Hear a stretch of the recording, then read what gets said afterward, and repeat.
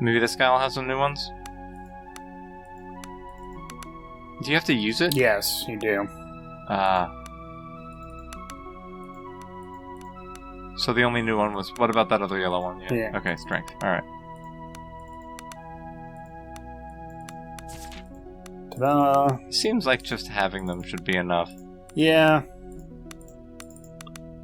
Just go through all these really quick. Fried steak, delicious. Meat skewers, delicious.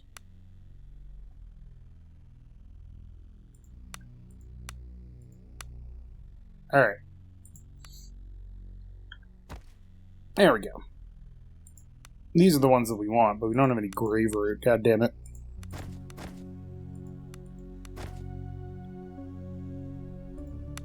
Adds Lesser Frenzy, which gives you +1 attack count until end of turn. So, not the best. Oh no, this is the one that we want. Yeah.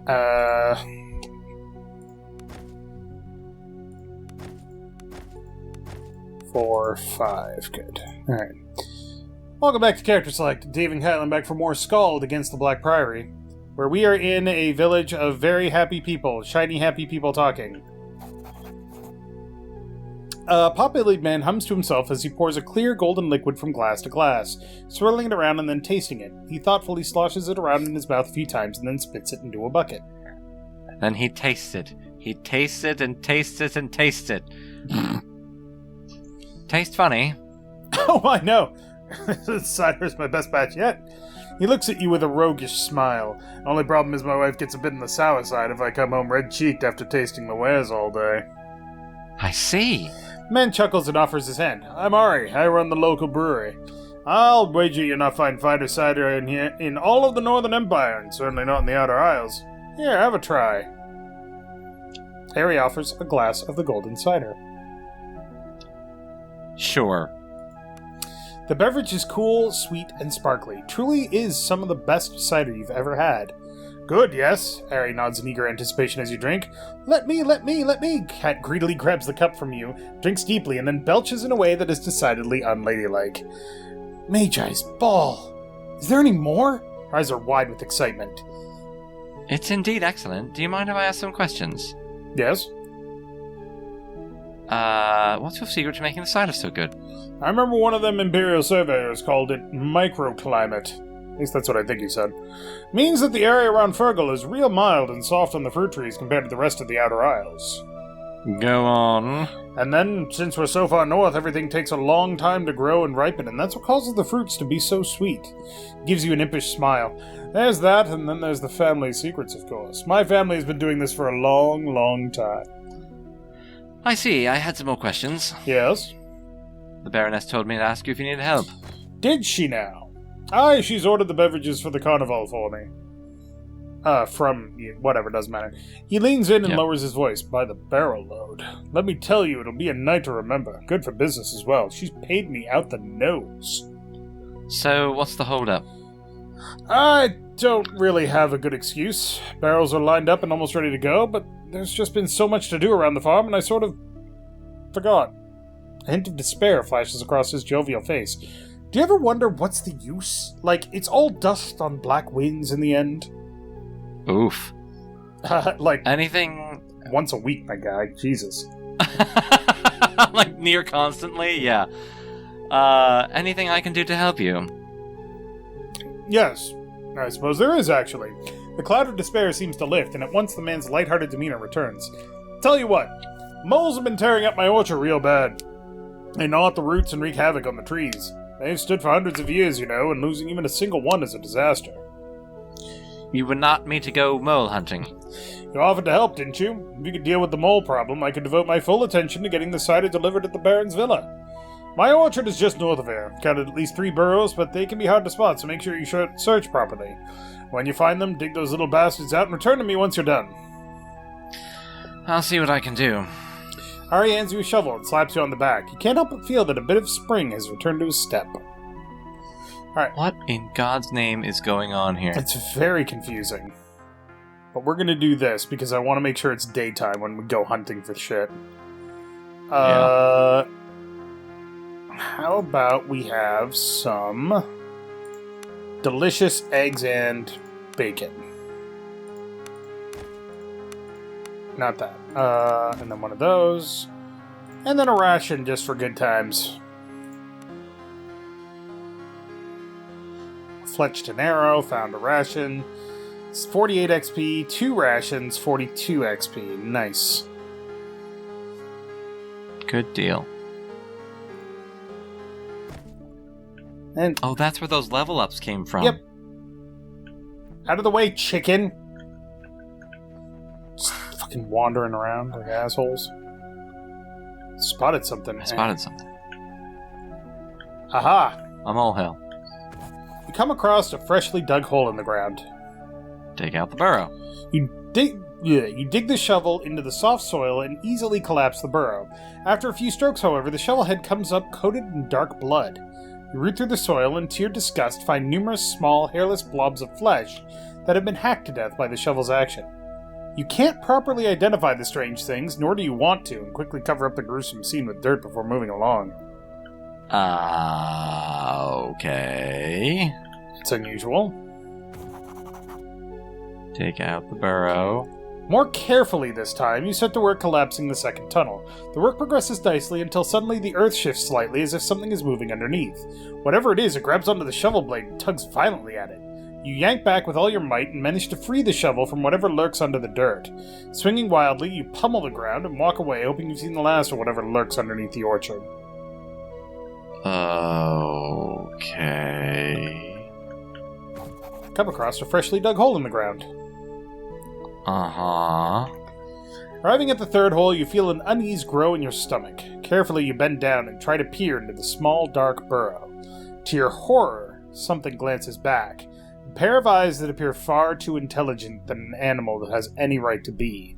Then, in an instant, they are gone, retreated underground. Perhaps your mind is playing tricks on you. Uh-huh. You decide to not wait and find out, and with a slight hint of panic, you utterly demolish the hole. Your task is done, and you should return to Ari.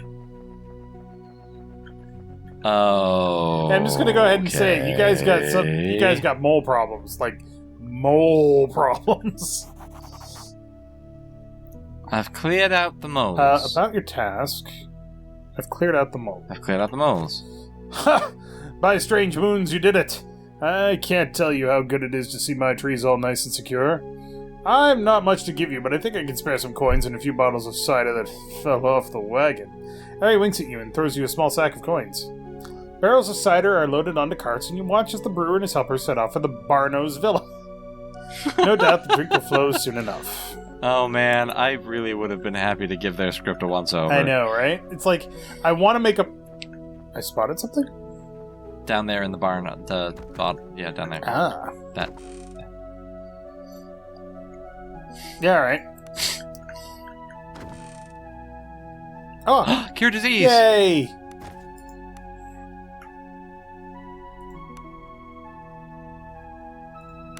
Roland, my man. It's at the top. It's the purple one. Drink up me hearties. Yo ho! Okay, so now we have to go talk to the Weaver. Weaver and the cook. Yes. Yep. Too far. I don't know what I was saying before I got distracted by that potion. Hello again. I've talked to Cass. Camilla goes pale. What did she say? She doesn't fancy me, right? I just know it. She asked me to give you this. She accepts the note and slowly unfolds it. As she consumes the song line by line, her eyes water and her hands tremble. By the end, she has to tear her eyes away from it. Such words. I've never read such words. Was there more? Did she say anything? She told me she wanted to dance with you at the carnival. Camilla covers her mouth, smiling through tears of joy. She then blinks a few times as if remembering something. The backdrops for the Baroness! I see it so clearly now. Cass' song. Oh, this will be amazing! Glad I could help? And now if you'll excuse me, I have to get to work. I'd rather you not see the result until at the carnival. It'll be more impressive that way. Camilla smiles a secretive smile and grabs a ream of canvas and a pot of paint before hastily walking off. Uh-huh. Everything is fine. We're making people happy. This will all end in tears. About your task. About your task. I have the honey. Marvelous! Look at these honeycombs. Have you ever seen honey this golden? The children will love this. Oh, the Baroness is going to be so pleased. Now, the cakes are for the children, but I tell you what, I baked one too many apple pies for the feast. It's yours if you want it.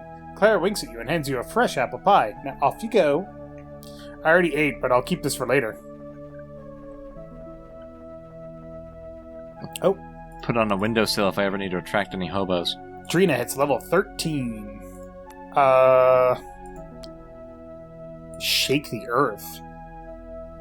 An aura stun attack. Damn.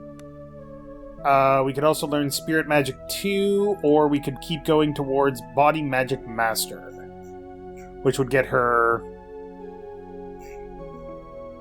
Circle of Healing,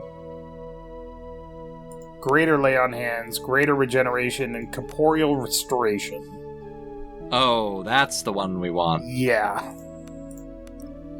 And then Body Magic Grandmaster would get her Circle of Corporeal Restoration. Oh, yes.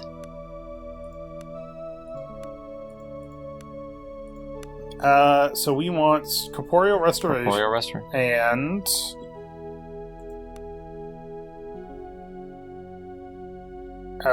that doesn't say what it does. Why does that not say what it does? It just gives them regeneration, I guess. Circle of Healing targets all allies, removes bleeding, and heals 10 to 15 vitality, and it's her aura. 10 to 25, plus magical aptitude. Right. Or Greater Lay on Hands, which is 20 to 30 on a touch. Oh, I'd rather have the circle, honestly. Done and done. Alright, Drina. Alright, save the game, because now things are going to go probably perfectly fine. Wildly off the rails. Everything will be fine, Kylen. I don't know what you're freaking out about. Stop freaking out, Kylen. Okay. All your work is done, and now you've come to feast. My husband is ever so grateful for all you have done for him, and I dare say this will be a night to remember. My dear Carnival is about to begin. Behold! Coming up the road is a procession of villagers, clad in their finest and with beautiful wreaths of flowers on their head. The simple folk of Fergal gasp in awe as they pass under the flowered arch of the manor's gate. What is the Baron, do you think? That's a good question. Taste like no other, sights like no other, flesh like no other. What wonder shall we show you tonight? The Baroness has moved much closer, and you feel her breath on your ear. Then, raising her voice again, she exclaims in an official tone, I declare that Carnival has begun. Eat, drink, and revel. I shall retire momentarily and make my final preparations, as a lady must. The Baroness and her handmaidens retire into the manor. You are left, head spinning, as the sense of fine food and sounds of merriment begin to fill the air. The pain and toil of the last weeks begins to fade. All that is left is Carnival. Subquest started. Revel. Eat, drink. At the top. Yeah.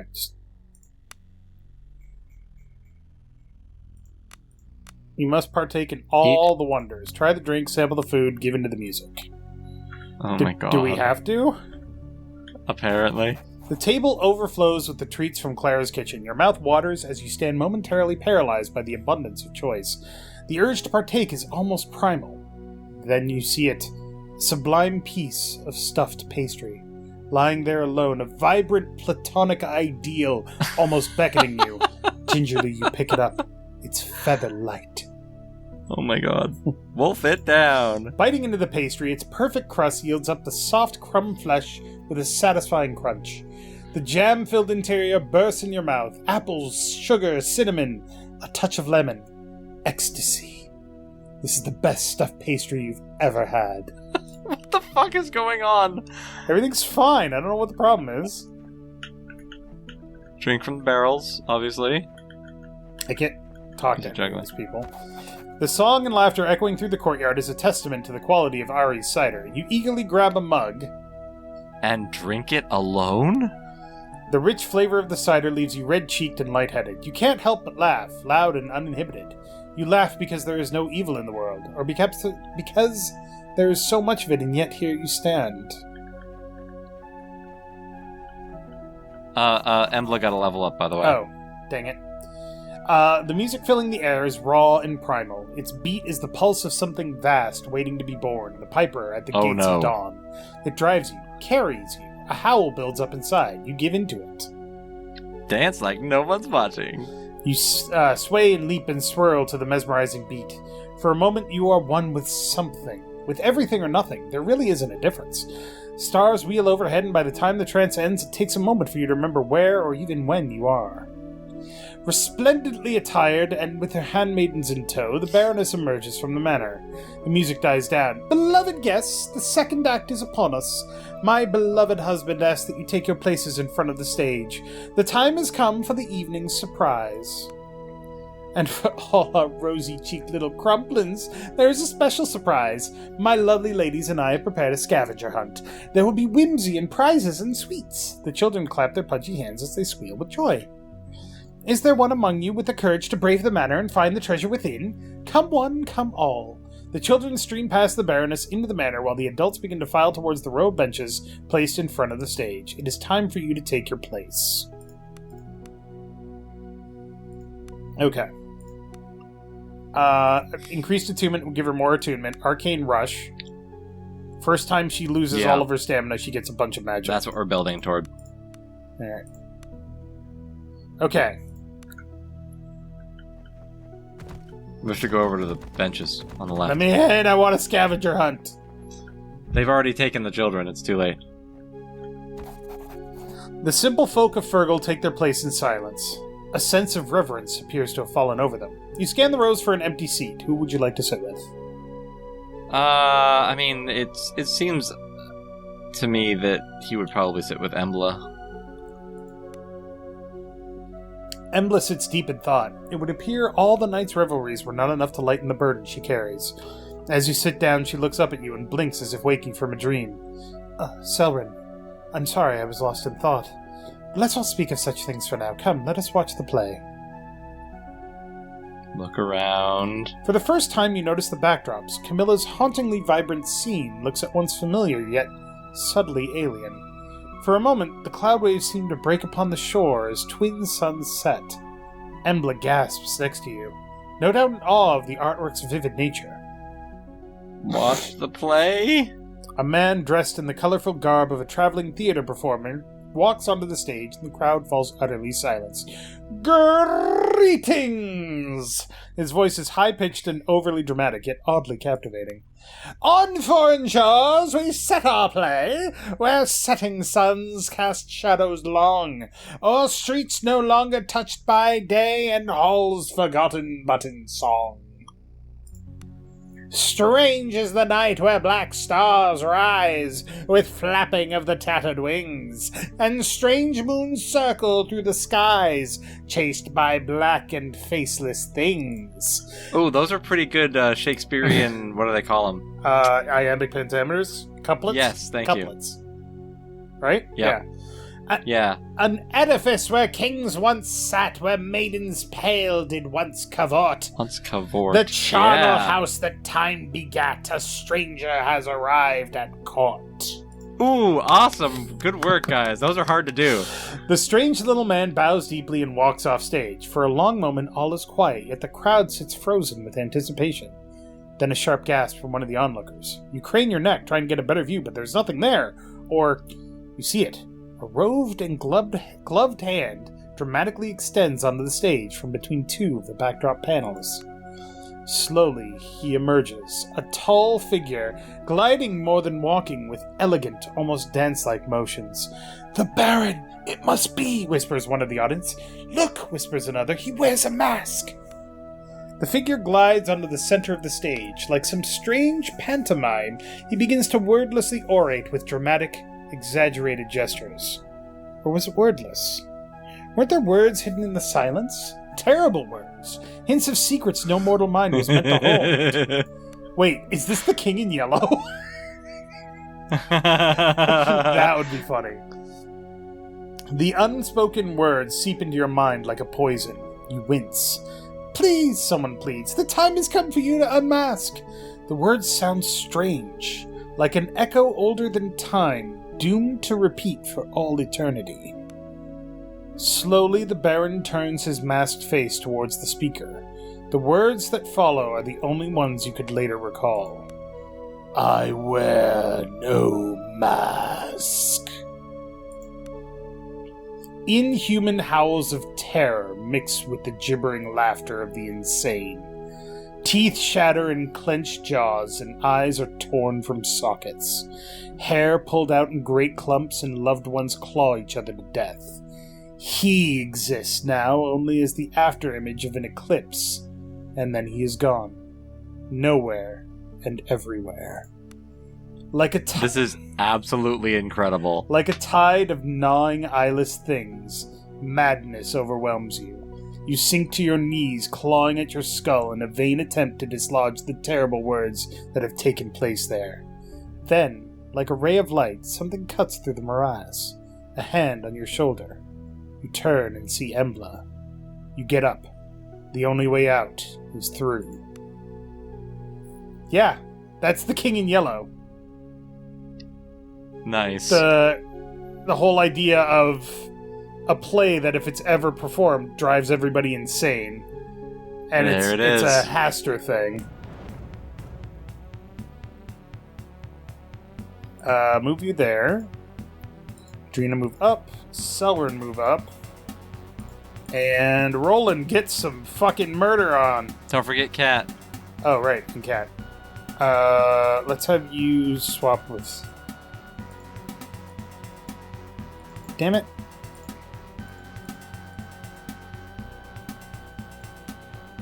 Hey! I came here for a party, now you guys are trying to stab me? Rude. I knew it. Well, I mean, it was kind of obvious, but also, yeah. She's got Fireball. Oh yeah, you can get all three of those guys? Get them. Boom! Eat it. And she cascaded. And she cascaded again. Just keep weakening them. Alright. Nice job, Embla. Now we have Cat. She can myrtleize that one. Fuck that guy. Yeah. Later, bruh. Go have her stand next to Cat. Yeah, there we go. I can actually have her stand over here, yeah. Selwyn's got that guy. Oh, fuck, I forgot disengage. Oh, he had to disengage. I forgot about disengage, everybody, sorry. Out of ammo? Out of ammo? You can't be out of ammo. Bodkin, hunting, poison, pour.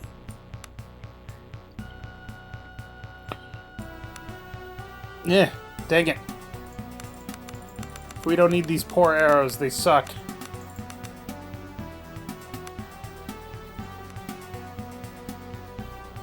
Equip the hunting.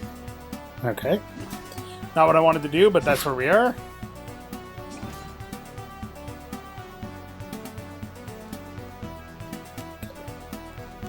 Get him, Embla. Hey, speaking of burning, does it feel like sulfur to you?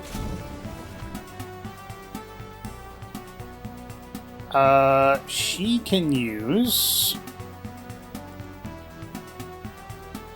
She cannot hide in combat while she's engaged, that's right. Mm-hmm.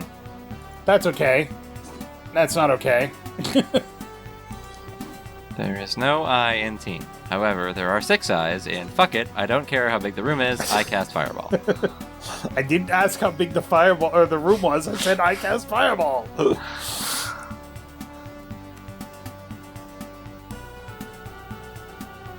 What's Storm of Steel? Ooh, what's... Executes an attack against all enemies in an aura. Ooh.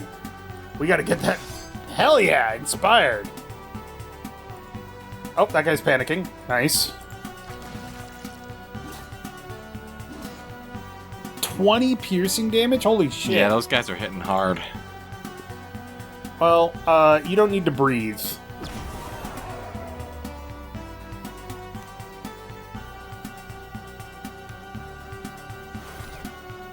Nice. Whichever one has the most hit points left. He's got 9. He's got 27 plus 11. I don't know if she can get there, though. Nope, can't quite. Ah, Well, fuck that guy. Stab! Get murdered. Yes. Alright, I'll take it. Shitty daggers, some money, take the hunting arrow, and the fine daggers.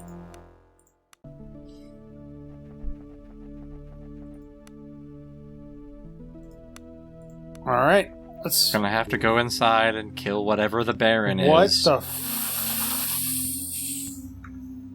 Oh, God. Hey, Embla, no reason at all, but you could probably drink some attunement tonics.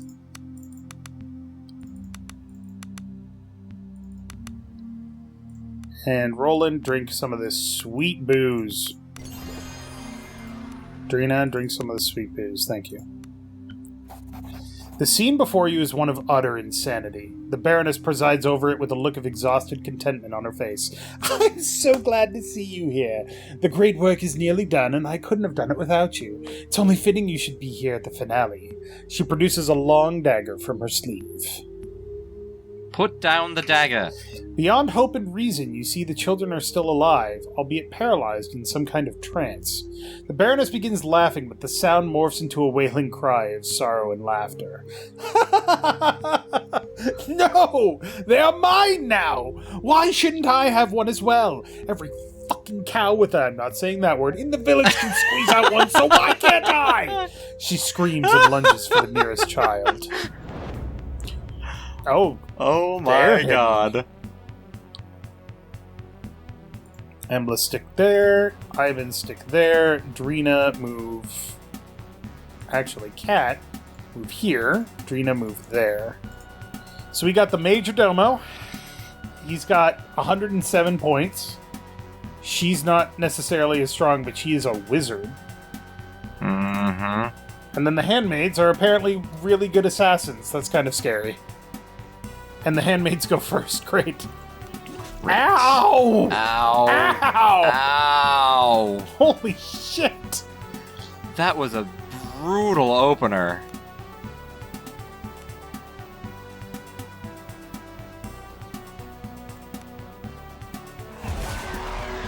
Oh man, missed. I'd Get up behind. I don't really want you to actually Yeah, okay. fucking do anything. She has one wound left. Oh my God, one? Come on. Magic missile her. Take her out. Or, hear me out. Fair enough. Didn't cascade though. That sucks.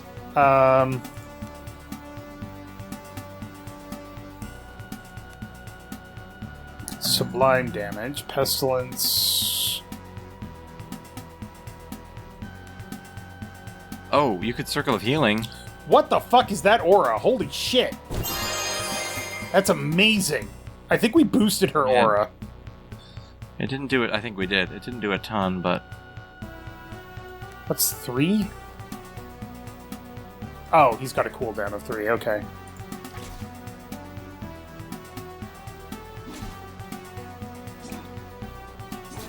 Rude. Okay, but they're rogues. They do nothing outside of... Yeah, once they're not backstabbing, they're much easier to deal with. Hey, speaking of backstabbing. No! Damn it. Oh, Cat, no, why?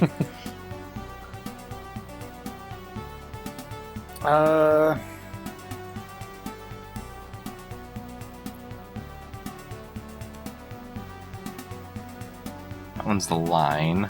All allies on the battlefield. Fortified Will, Lesser Frenzy. Lesser Frenzy is +1 attack. Yeah, that's pretty good, actually. Do it. I'll take a Cascade, sure.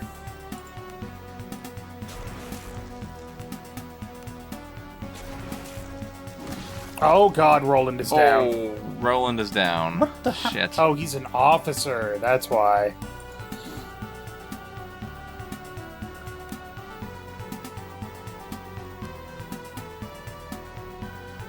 All opponents severely diseases them all? I don't know what severely diseased does, but let's find out. They're severely diseased. God damn it.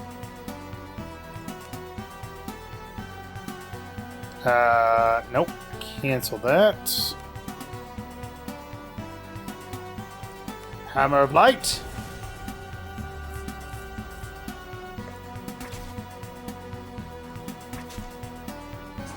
Ow. Rude.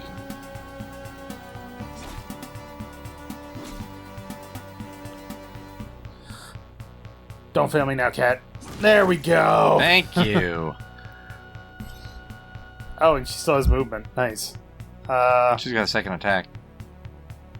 Oh, hide in combat, yeah. No, we actually wanted to move. I think.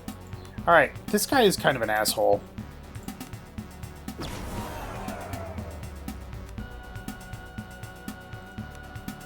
Blind him too? There you go. Huh?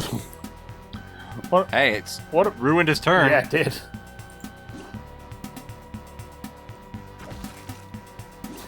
Ow. Bitch. Yes. The superior officer, Sellsword.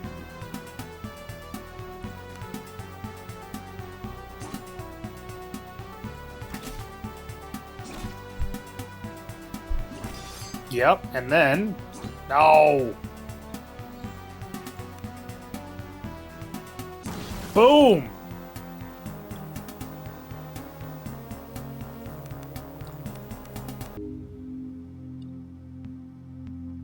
Okay. We gotta go further in. Do something about Roland? We can't camp on this map. But So you're gonna have to use healing potions or something. -4 dodge, that sucks, but yeah.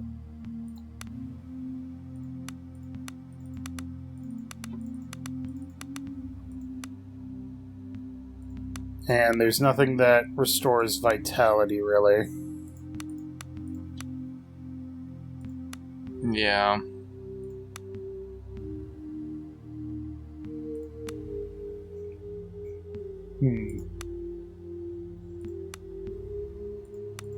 Have another one.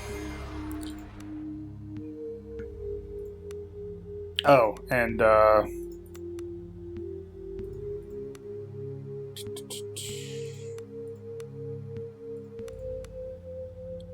right. Can't use spells outside of combat. Damn it. Alright. Do you want to give what's-her-name some spell points back too? I do. Thank you for reminding me. We've only got 10 of these left. We can make more, it's fine. Yeah. I think we found the Baron. I think we did. Sitting in silent majesty upon the throne is the desiccated corpse of what must have been the Baron of Fergal. Tattered yellow robes hang loosely from the body and around the head. A thin crown of ivory has grown. A king out of time. There it is. Although similar, this figure cannot be the one that performed that horrid play, and even as you stand here, the memory of it has begun to fade. Like a dream upon waking, you are left wondering if it even happened at all. No matter. There is nothing left for you here now, only bones and dust. You turn to leave. For a moment you imagine you hear the flapping of tattered robes, but then it passes. Must have been the wind.